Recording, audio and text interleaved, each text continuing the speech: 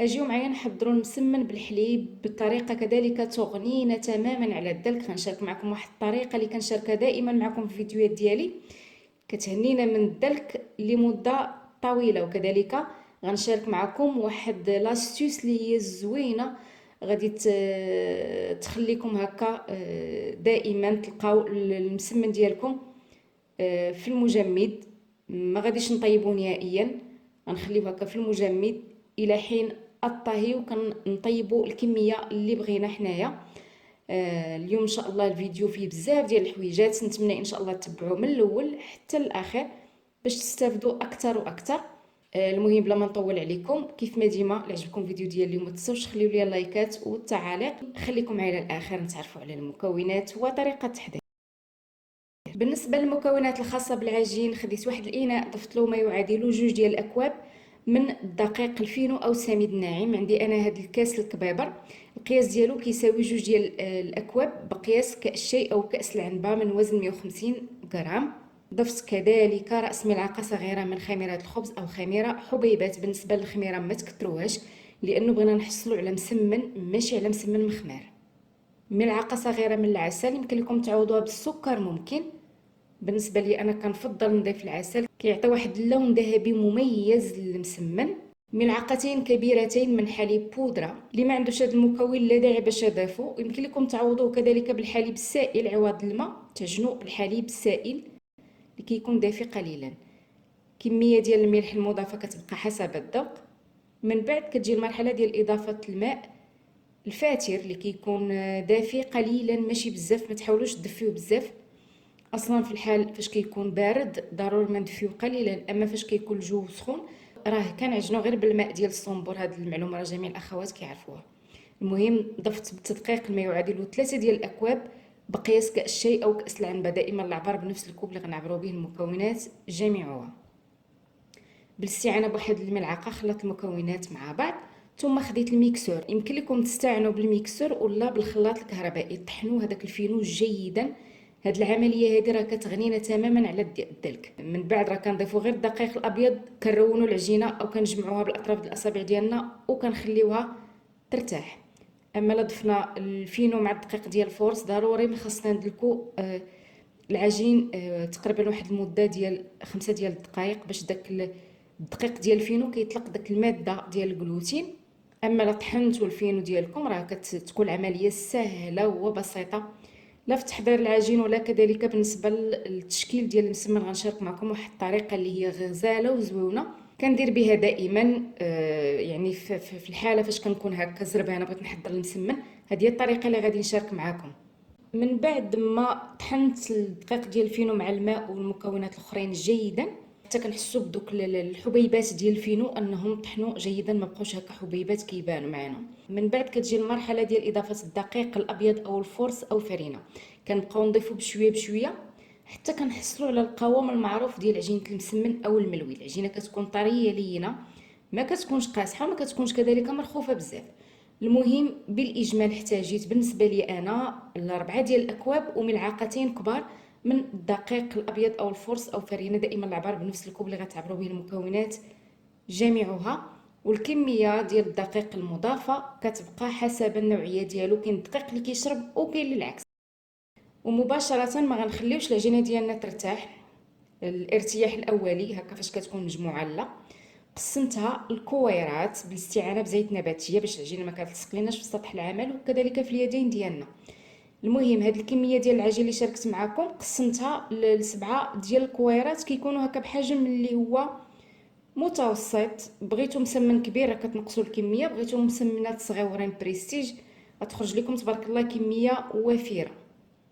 من بعد ما شكلت الكويرات غطيتهم بورق السلوفان وخليتهم تقريبا واحد المده ديال 10 ديال الدقائق حتى لربع ساعه باش هكا كيطرخفوا معنا اكثر واكثر، باش كيكونوا هكا ساهلين علينا اننا نخدموهم كيف ما بغينا. خلال دقائق الكرات ديالنا ارتاحوا معنا كيف ما كتلاحظوا معايا، كيعطيونا هكا الطوع في الخدمه. خديت الكره الاولى من العجين، حاولت هكا نتيريها نجبدها قليلا، من بعد كنبسطها بشكل اللي هو طولي كيف ما كتلاحظوا معايا. لا داعي باش نبسطوا العجينه ديالنا بشكل دائري، وخاصنا واحد المساحه فوق سطح العمل تكون شويه كبابره. انا اليوم جبت لكم طريقه اللي هي سهله وبسيطه وكذلك طريقه عمليه. حتى الا كان عندكم هكا البوطاجي صغير راه غتحضروا مسمن اللي كيكون ناجح 100%.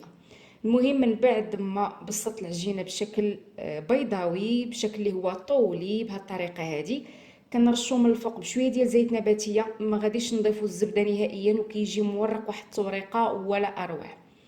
ورشيت كذلك من الفوق بشويه ديال الفينو مخلط مع الدقيق ديال الفورس بجوج، ما كنضيفوا لا خميره الحلويات لا حتى حاجه. كنرشوا واحد الكميه من الفوق. من بعد نلاقيو العجين هكا في الوسط، كنحصلوا على واحد المستطيل اللي كيكون هكا طويل. كذلك كنحاولوا هكا نبسطوه جيدا. من بعد كنلاقيو العجينه ديالنا في الوسط، يعني داك المستطيل كنلاقيوه كذلك في الوسط وكنسدوا العجينه. كنحصلوا على واحد الكميه ديال التوراق العجين اللي هي بكميه كثيره. وهادو هما المسمنات ديالنا. استمرت بنفس الطريقه حتى ساليت الكميه اللي عندي كامله. نتمنى ان شاء الله تردوا البال غير للصور، راه غادي تفهموا كيفاش خدمت هذا المسمن هذا. مباشره من بعد ما ساليت التشكيل ديال المسمن، خديت هاد القطع هادو ديال ورق الزبده ضروري لانه غنستعنوا بهم. هما فين غنخدموا المسمن ديالنا غنورقوه. من بعد غادي ندوزوه مباشره للمجمد. كيف ما كتلاحظوا معايا كنبسطوا المسمن ديالنا جيدا فوق ورق الزبده حتى كتحصلوا على السمك نتوما اللي بغيتوا مسمنات كيكونوا هكا رقاق كتبسطوه جيدا. بغيتوا المسمن ديالكم يجي هكا فيه اللبابه وكتخليو فيه شويه ديال السمك. وكيف ما قلت لكم في البدايه ديال الفيديو غنشارك معكم طريقه غزاله بزاف باش تهناو من التحضير. كل مره تعجنوا العجينه تخليوها ترتاح وكذلك تشكلوها.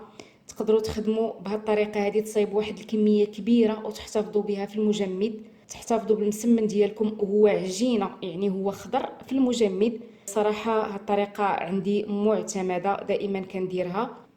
فاش ما كيكونش هكا عندي الوقت راه كنجبد المسمن اللي بغيت اللي كيكون هكا خضر وكيكون مجمد وكنطيبو مباشره في المقله، يعني ما كاين حتى مشكل. وكيجي هكا ناجح احسن من المسمن اللي كنخليوه هكا كونجولي في المجمد. كيف ما كتلاحظوا معايا خديت واحد اللاطه ثم استفت فيها المسمن وحده فوق الاخرى. ما تخافوش غادي يلصقوا معكم ولا حتى حاجه، ما غادي يلصقوا، ما غادي يوقع لهم حتى حاجه، لانه اصلا مسمن فيه الزيت يعني، وداك ورق الزبده ما تيخليش لينا يعني العجين تلصق مع بعضياتها. وان فوا كتلاحظوا بانه المسمن ديالكم تجمد جيدا، كتاخذوا واحد البواطه كتستفوا فيها العجينه ديالكم وتخليوها داخل المجمد الى حين الطهي. فاش كتبغيو نتوما طيبوا مثلا وحدات كتجبدوا الكميه اللي بغيتوا وكترجعوا الكميه الاخرى المتبقيه داخل المجمد. كيف غنشارك معكم وحدات في الطهي ديالهم من بعد ما جمدتهم. كيف ما كتلاحظوا معايا خديت واحد المقلاة، شعلت عليها جوج ديال الكوانن. بالنسبه للنار تكون فوق المتوسط قليلا، ماشي مجهده بزاف او ماشي منقوصه. كيف ما كتلاحظوا معايا كنزلها كنمسمنه وهي مجمده. من بعد ما كنرش المقلاة بشويه ديال زيت نباتيه وكنستمر هكا في التقليب. ان فوا كنلوح هكا المسمنه كنحسب على 5 ديال الثواني وكنقلبها وهي مازال خضراء. كنستمر هكا في التقليب حتى كتاخذ داك اللون الذهبي المميز. كيف ما لاحظتوا معايا داك الملعقه ديال العسل عطات واحد اللون اللي هو غزال بزاف. واستمريت بنفس الطريقه حتى طيبت الكميه اللي بغيت، والكميه الاخرى تقدروا تخليوها هكا في المجمد ممكن. وهذا هو الشكل النهائي ديال المسمن ديالنا. كيجي مورق تبارك الله وغزال وكذلك غني لانه فيه حليب بودره ضفنا له الحليب. يمكن لكم كذلك تعجنوه بالحليب السائل، ممكن كيجي هكا غني وكيجي بنين بزاف. النتيجه النهائيه امام اعينكم. نتمنى ان شاء الله ينال اعجابكم وتجربوا في القريب.